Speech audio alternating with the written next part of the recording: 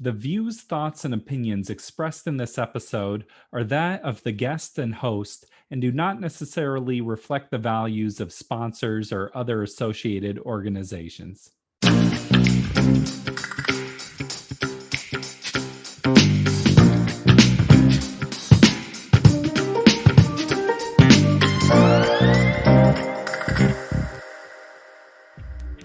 Welcome to the Parental Compass, presented by Family Education and Support Services.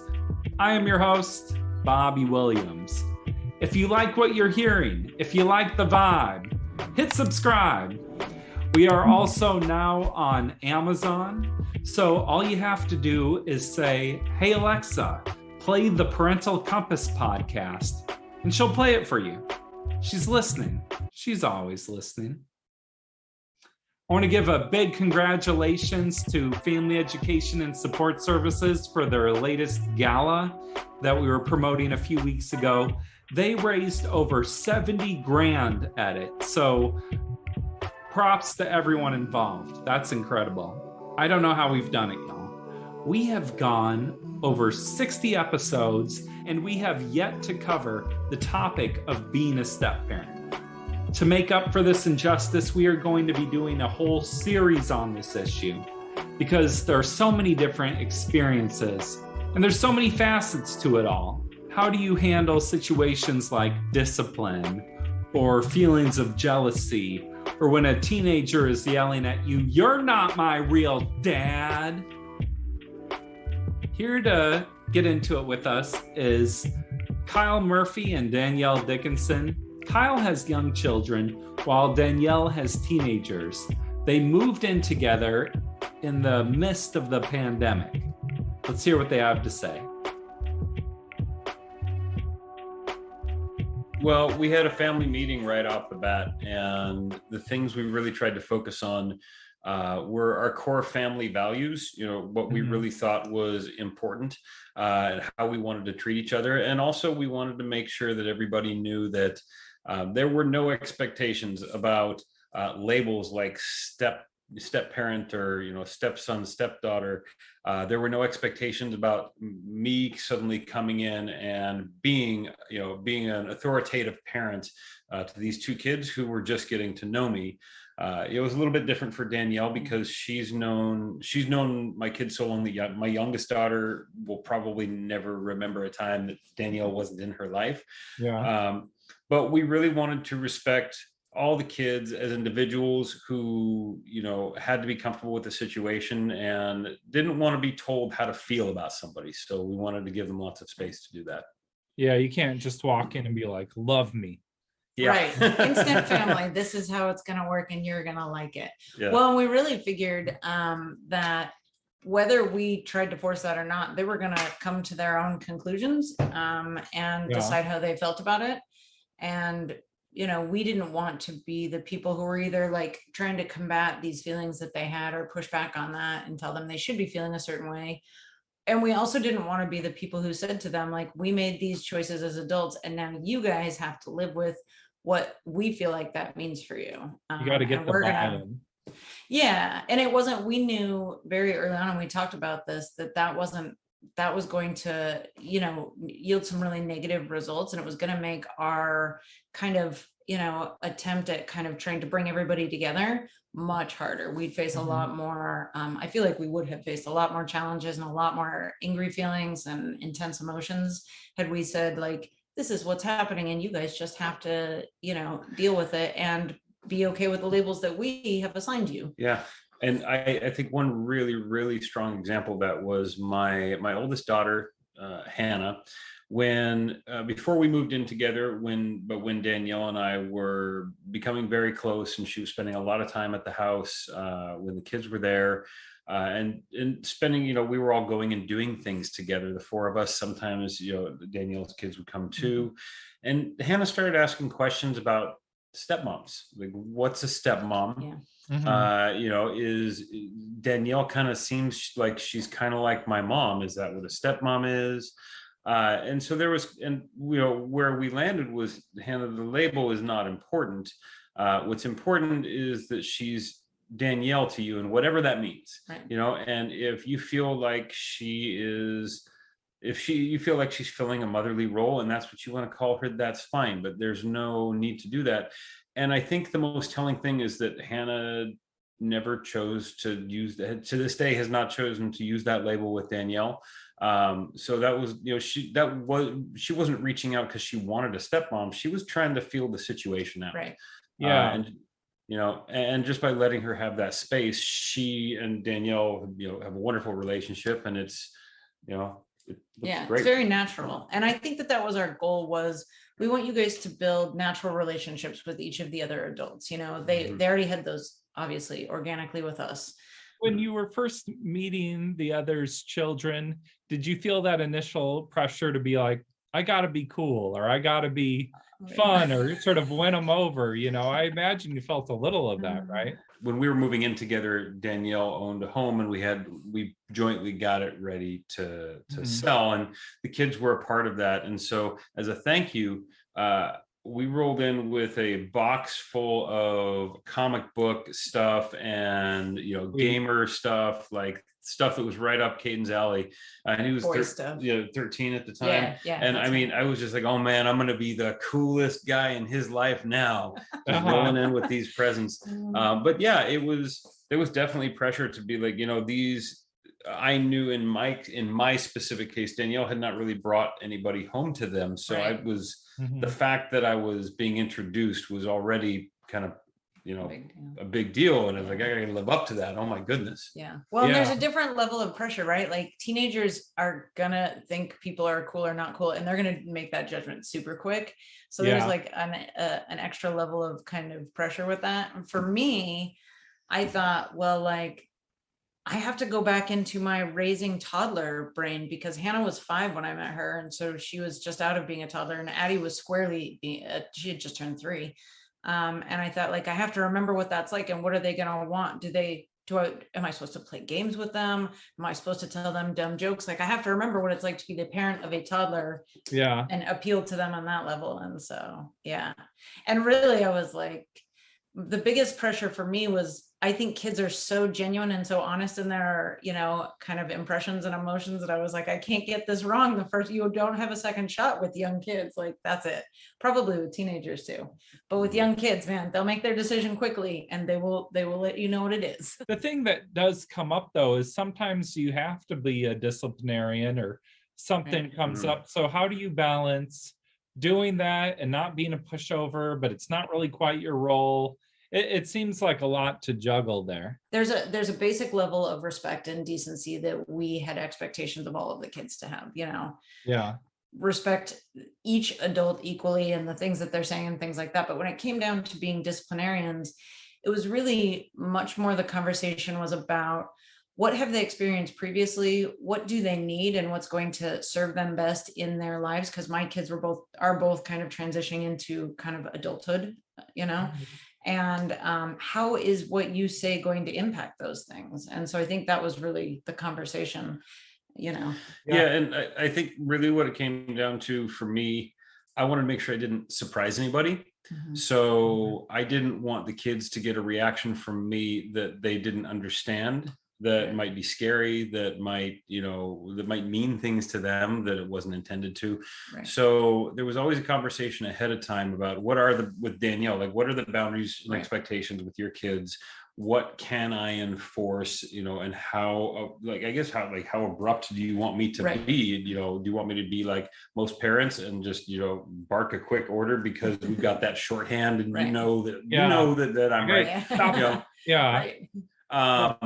Or do I need to take some more time? And then we just checked in frequently for feedback, like, how did that go? Did I cross any lines? And she would tell me if even if I hadn't crossed a line, if there were hard feelings, I would. Were there ever missteps along the way?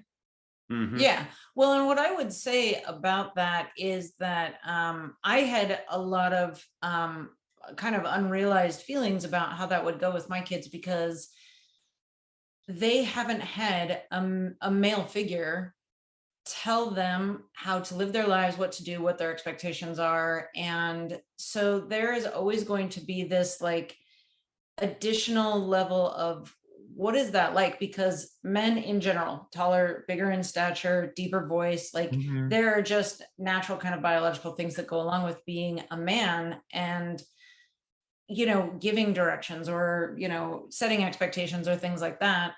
And my kids hadn't been exposed to that really. And so I had, without realizing it ahead of time, kind of like a fear of how that would impact them because they hadn't been exposed to that. And so I feel like I kind of treaded very lightly with that. And I definitely had to go through a series of like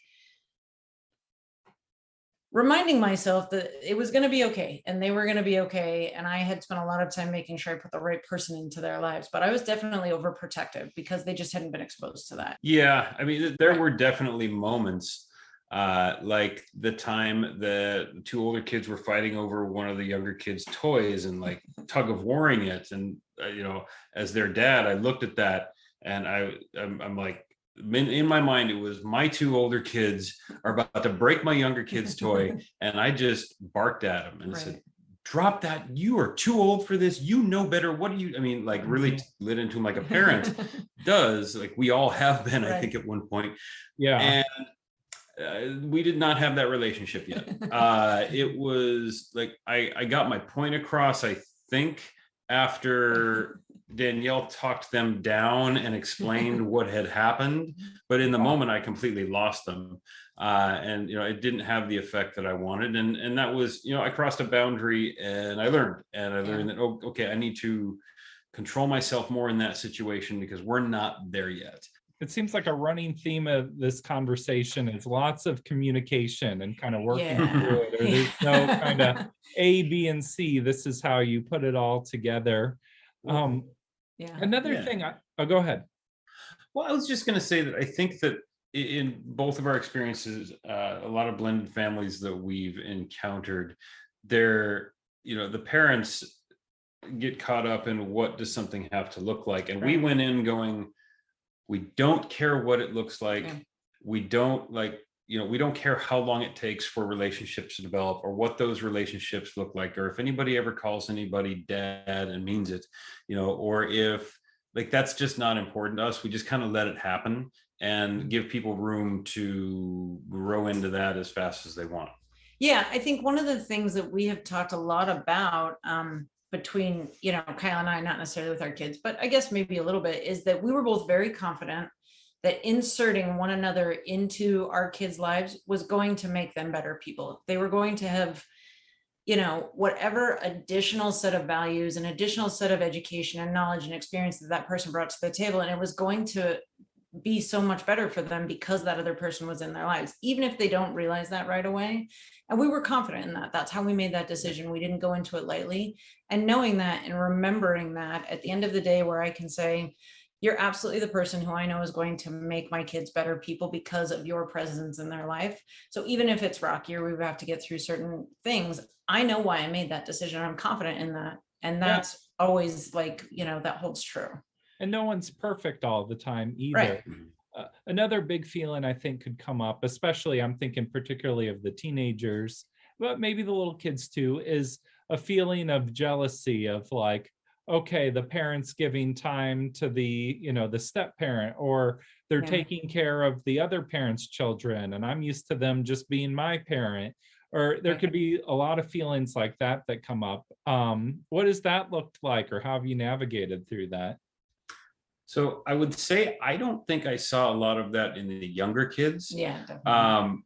Probably because it happened so organically and Danielle was just kind of part of their lives and they liked the attention from Danielle. They would at times fight over attention from Danielle before we even moved in. There was, I think there were definitely growing pains with the older kids. And I'm speaking about this, obviously you have a lot more to say about your kids.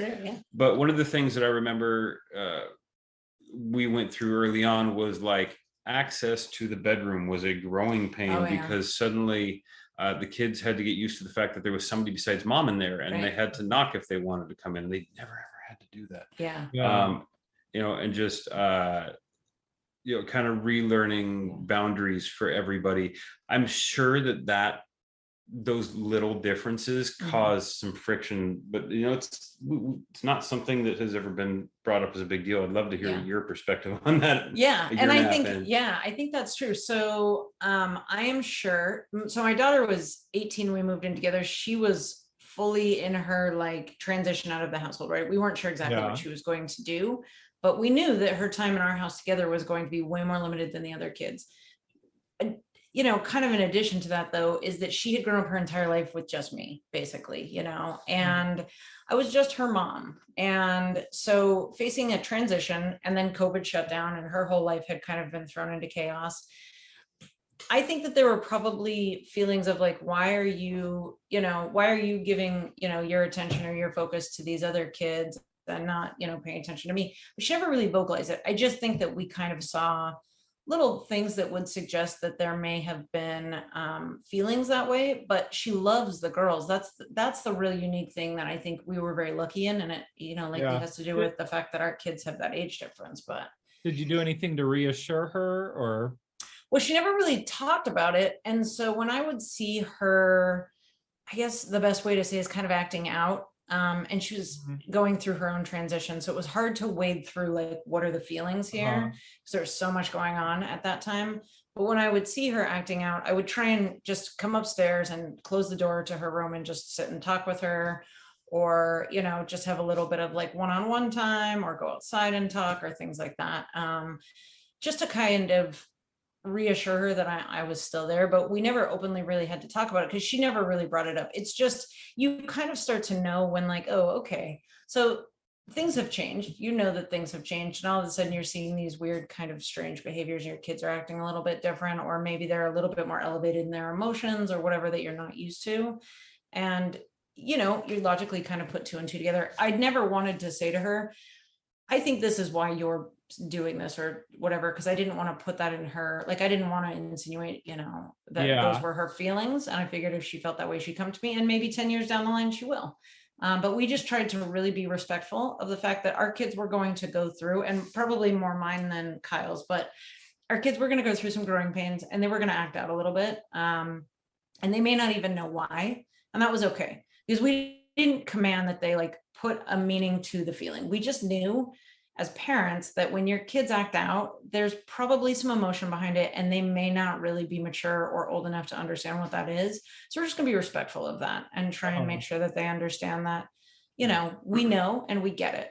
Yeah. Even if it doesn't make sense to them. And they've never been anything but respectful to me directly, other than the fact that the more comfortable they get with me, Caden specifically, just because we've lived together longer, and he's more like, Kenzie was 18 and really, really focused on things going on outside the family. Yeah. He'll flip me, he'll flip me some attitude just like he would a parent. And on one hand, it's like, hey man, where's that coming from? And on the other hand, it's kind of like, yeah, that's kind of cool. Yeah. They're comfortable enough to be like that. Right. Sometimes I'll say to Kyle, like, I just want you to know he did the same thing to me when I talked to him, because I think like that means something, right? Like if he's responding to both of us, there's a certain level of like comfort. Yeah. If he's got any animosity, it's not something that he shows outwardly. He's just extremely respectful, and I think appreciative of he's appreciative of the time that we get to spend together, I think, and the things that we get to do that he knows he wouldn't get to do if I had not met his mom. Right. Well, thank you so much for joining me today, for sharing your experience, and for being so open. And I really appreciate you both. Yeah, we appreciate you, Bobby. We were just talking about how awesome it is that you're doing this podcast and trying to help people. So we're glad that we could be a part of it. And we hope that, our experience is, we hope that other people will gain something from it. And Thank you, Danielle and Kyle.